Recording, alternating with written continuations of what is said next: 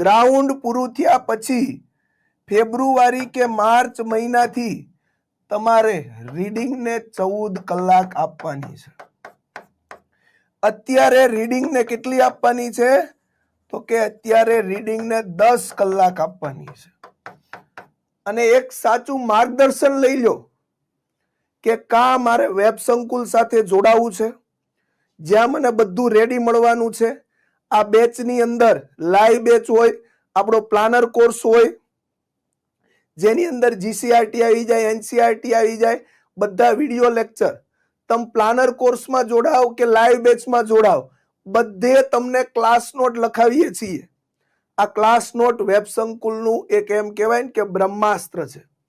બધા સાહેબોએ પોતપોતાની કારકિર્દી દરમિયાન જે કાંઈ સારાંશ ભેગો કર્યો છે, જે ફેકલ્ટીએ પોતે એમ કહી શકાય જીસીઆરટી વાંચી છે, એનસીઆરટી વાંચી છે, સારી ઓથેન્ટિકેટેડ બુક વાંચી છે, એ બધાયનો ભેગો સારાંશ તમને લખાવે છે.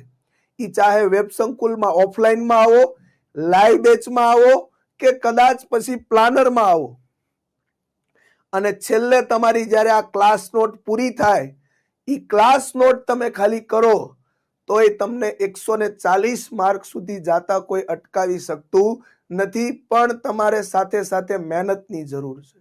શેની જરૂર છે? સાથે સાથે મહેનતની જરૂર છે.